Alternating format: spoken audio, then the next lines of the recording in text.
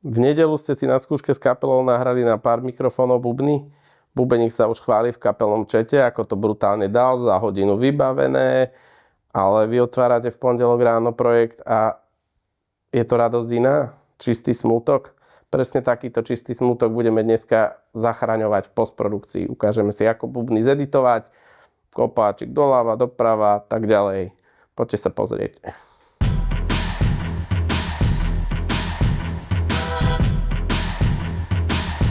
Ako sme si už ukázali v epizóde číslo 7, kde sme robili z jedného mikrofónu, z nahrávky bicích na jeden mikrofón MIDI notičky a editovali sme takýto take, tak na tom istom princípe, a teda detekcii tranzientov, funguje celé editovanie bubnov, aj keď ich nahrávate teda na niekoľko mikrofónov.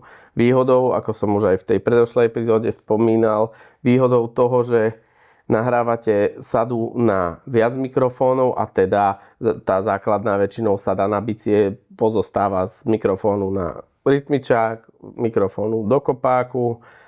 Máte ideálne aj 2 mikrofóny na prechody a kotol a jeden pár overheadov, alebo teda väčšinou sú to teda kondenzátorové tužkové mikrofóny nad sadou, na ktoré teda zaznamenávate zvuk celej sady, ale aj primárne teda činelov. Tak je to super v tom zmysle, že máte nahratý ten najpriamejší zvuk každého bubna, čo teda najmenším presluchom z iných bubnov, a tým pádom tá detekcia tranzientov funguje oveľa presnejšie a viete si tak naozaj z priemerného takeu bubnov urobiť úplne taký, že 2+. Takže tuto už máme multitrack našich nahratých bubnov.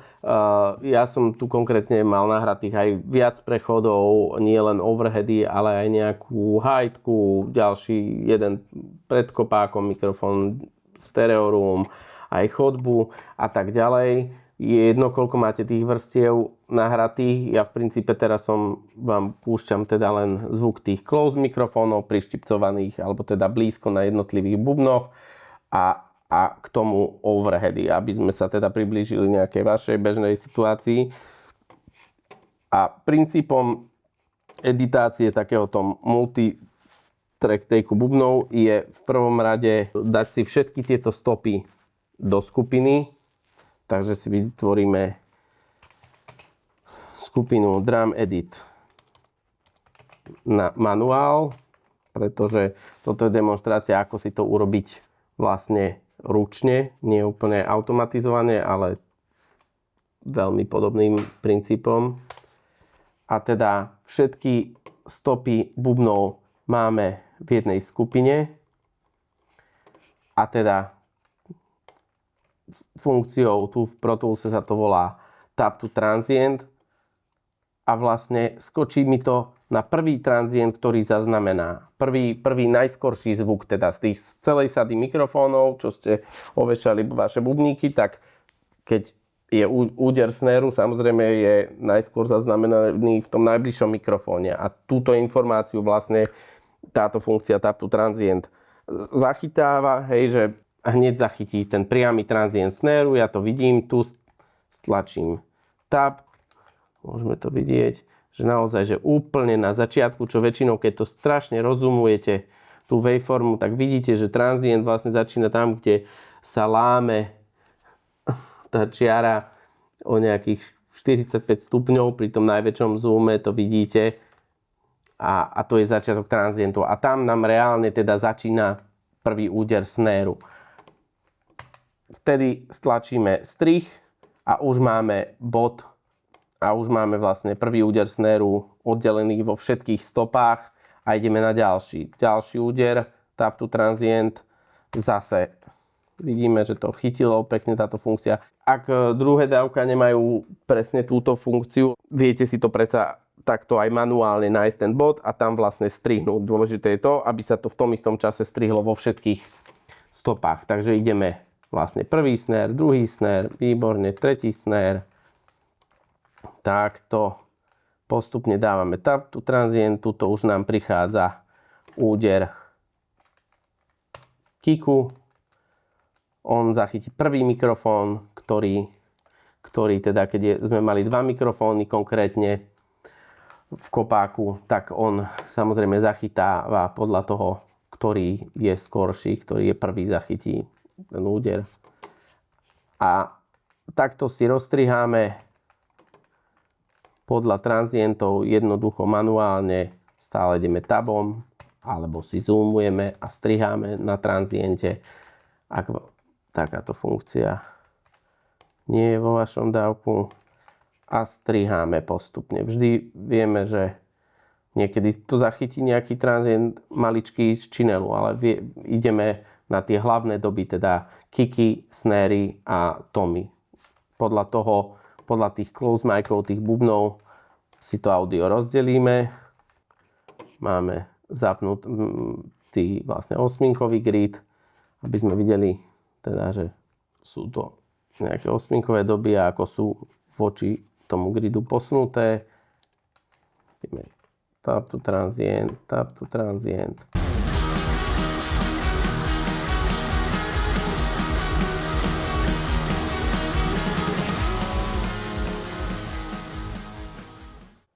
Dostrihané.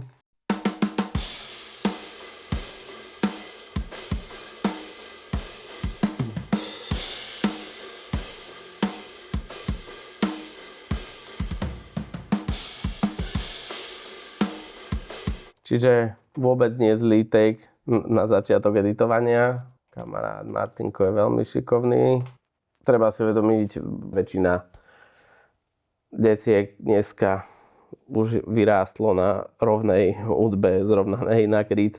Takže je to úplne bežný štandard, že aj dobré nahrávky moderné rockové sa proste zrovnávajú na grid.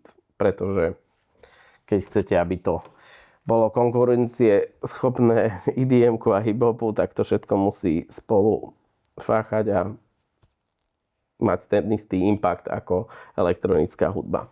Keď to máme takto rozdelené, manuálne, zazoomujeme sa a vidíme, koľko sme vlastne posunutí voči tomu gridu. Prepneme si do gridového módu, chytíme to audio a vlastne len takto hneď manuálne posunieme celý stĺp audia doľava na gridík. Tu vidíme, niekedy sú niektoré údery skoro, niektoré neskoro. Čiže aby sme si toto nezakryli, tak použijeme funkciu Sleep Edit.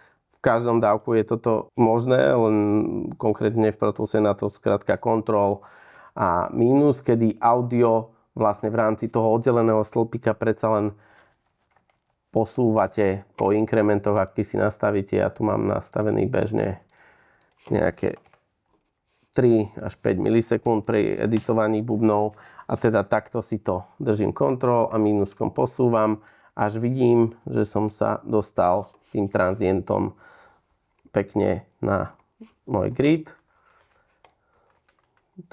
Tento úder je opäť skoro, čiže zase použijeme posun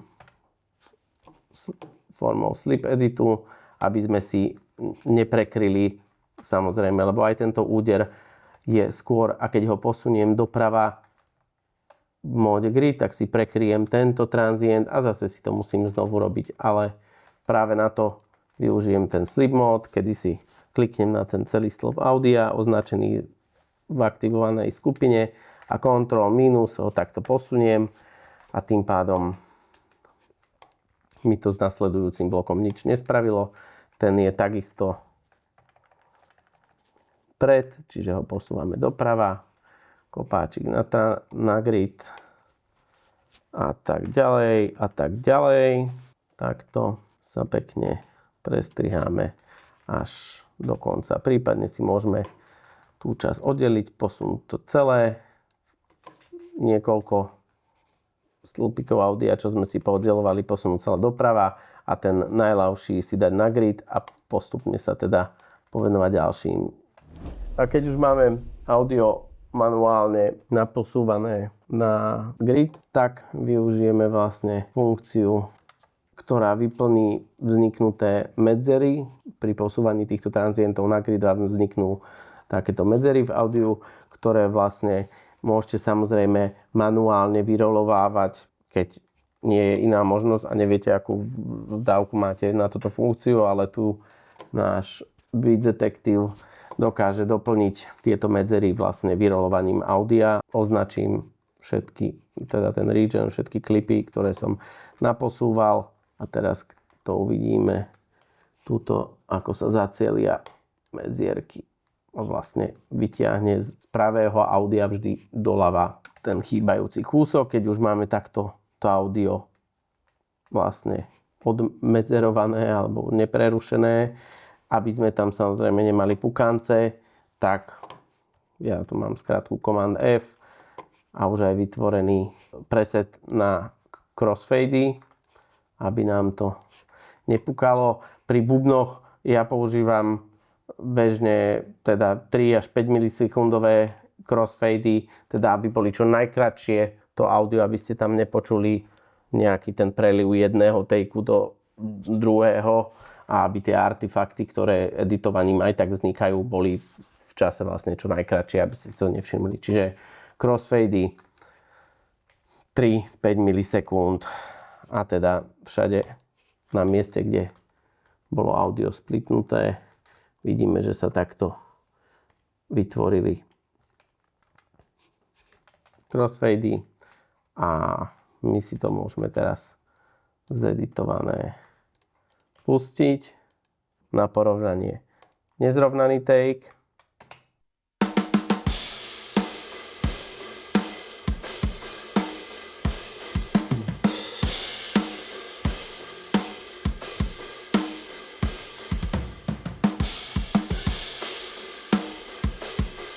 A take zrovnaný.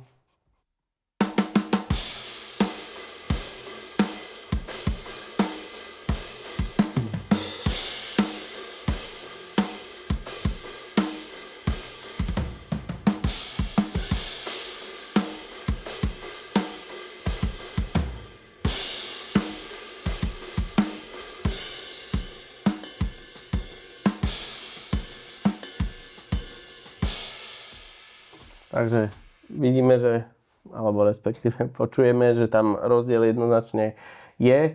Samozrejme je to na vás, do akej miery chcete to editovať, každý jeden prechod, každú jednu. Teraz som v podstate zrovnával viac menej fakt len tie osminky a teda kopáky, snéry, hlavné doby. Niekedy naozaj čím naturálnejší feel tomu chcete ponechať, tým je dôležité zrovnávať menšie bloky, alebo respektíve ak všeobecne len aby prišla naozaj refrén na grid na prvú dobu, tak ten kopák posuniem, ale ak tie druhé údery znejú v pohode a sú tam malé odchýlky voči gridu, tak to je predsa tá živosť, ktorú chcete ponechať.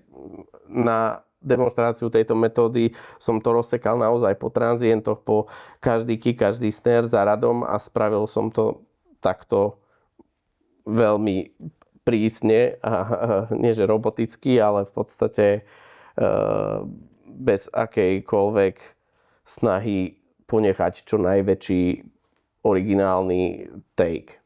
To už je naozaj na každého uvážení, lebo takisto sú tam tranzienty, aj hightky, ktoré nájdete v snareovom mikrofóne alebo niečo, viete si pomôcť, vidíte tam takisto, keď je hightkový pattern, síce kopák a snare príde pekne na prvo, ale pomedzi to sú hightky krivé, viete aj s týmto takisto pohnúť tou istou metódou, tam tú tranzient strihnúť, posunúť na grid podľa teda toho, aký pattern hrá. Ale častokrát aj pri tých prechodoch naturálne bubeník čo jen zrýchli a ja to pokiaľ je to dobre zahraté, nechávam tak, len sa postaram o to, aby ten kopák, ktorý príde po prechode, hneď prišiel naozaj na prvú na grid, lebo to ucho čaká a je to vždy taký kotviaci moment. Takže asi tak k tejto manuálnej metóde s tým, že si teraz ukážeme, ako dokážeme toto urobiť snáď za 1/5 času. A teda zoberiem ten istý bubnový úsek. Je fajn si vždy úsek, ktorý idete editovať na gride niekde rozdeliť, editovať pri tejto automatickej metóde. Naozaj sa to nedá plošne odznačiť celý take. To musí byť veľmi jednoduché hranie naozaj, aby sa to dalo odznačiť celé a použiť túto automatickú Beat Detective funkciu bez toho, aby to šialene rozhádzalo nezmyselne vaše údery a vy tak zavrhnete úplne umelú inteligenciu.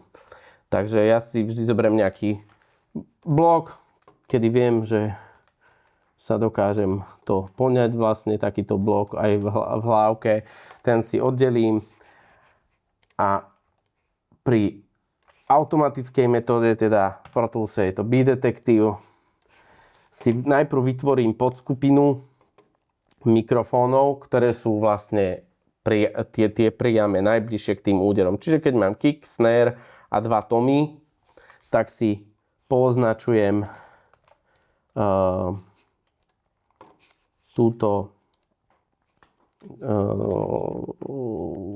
poznačujem iba tie mikrofóny. Čiže v mojom prípade sú to, ja tu mám 2 kickové mikrofóny a vlastne pozrieť, ak aj vy máte nebodaj tento prípad, ak máte, že kick in, že si dávate jeden dovnútra kopáku a jeden máte pred kopákom ten mikrofón, tak samozrejme do tejto skupiny, ktorá mi slúži na to, aby teda ten program detekoval tie transienty z týchto close micov, tak si tam dám ten mikrofón, ktorý zaznamenal ten kick najskôr.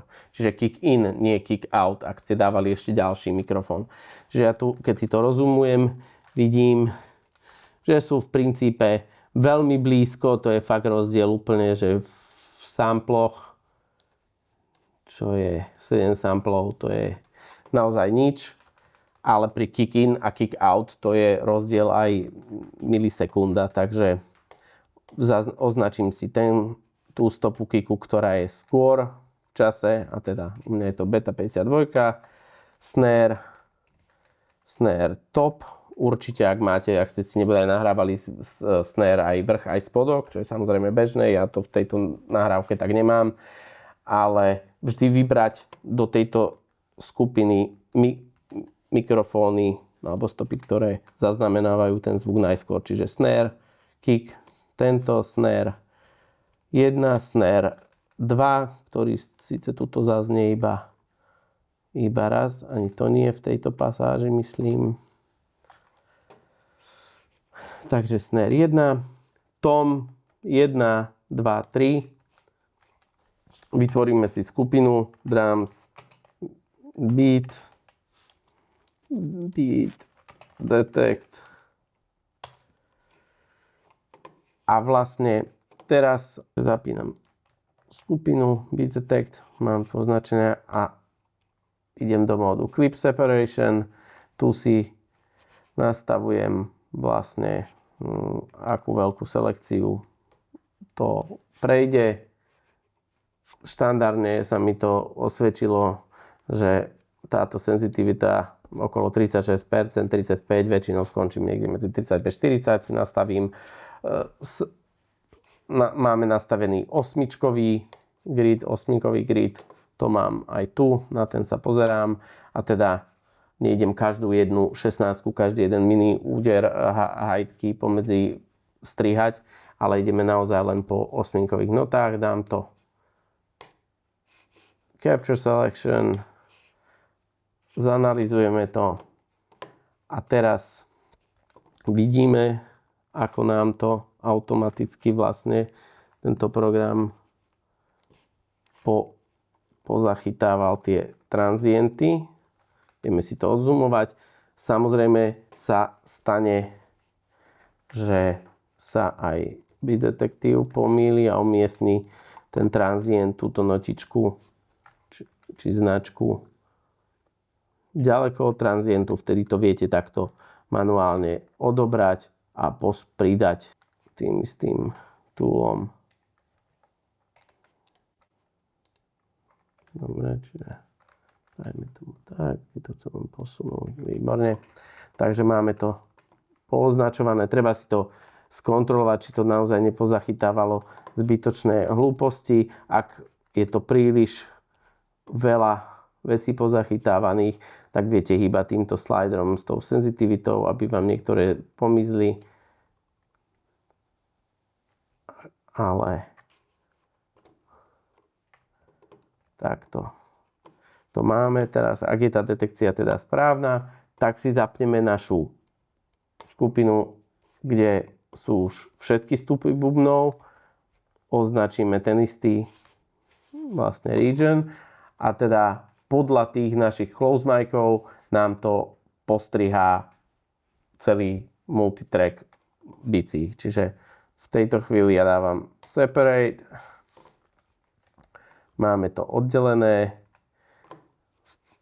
Nastavený, ešte to sa vrátim, krok späť. Trigger pad, čo je, ja dávam pri editácii bubnov na 5 milisekúnd, pretože chcete, aby vám označilo presne bod transientu, tam to v podstate strihlo, alebo aby si program zapamätal, že tam je ten transient a tento bod v čase zrovnávam na grid, ale ten trigger pad vlastne vytvorí ešte kúsok audia, v mojom prípade tých 5 milisekúnd pred tým transientom, aby sa nestalo, že keď to dáte potom plošne všetko crossfadovať, tak aby vám ten crossfade nevzniklo presne v bode toho transientu a tým ho vlastne zamlžil a budete sa čudovať, čo nemajú vaše bubny žiadny atak, ale teda aby to strihol to audio 5 milisekúnd pred transientom a tam vlastne vytvorí potom pri tom batch crossfadovaní ten crossfade a nezasiahne to tak do toho transientu.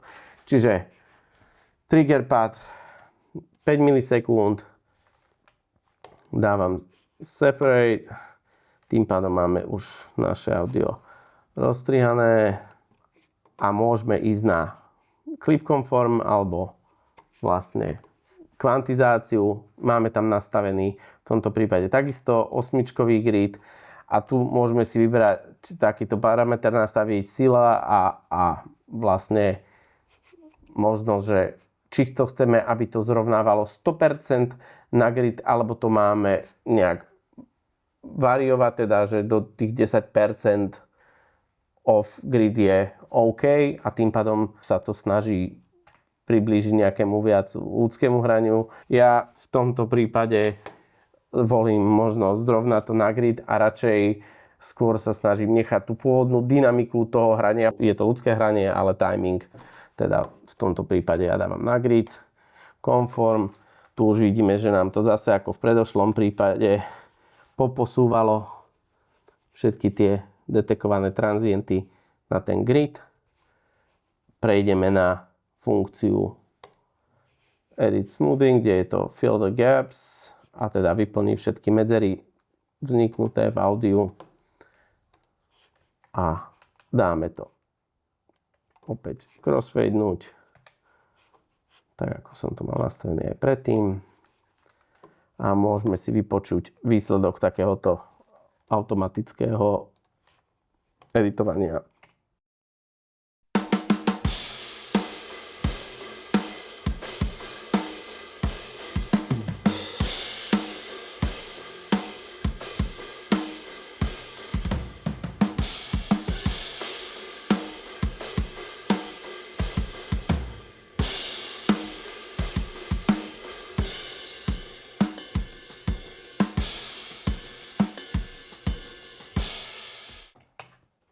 Takže ako ste mohli počuť, tak to, čo som predtým urobil manuálne za 15 minút, tak som teraz urobil za minútu, keby som sa s vami nemusel teda rozprávať.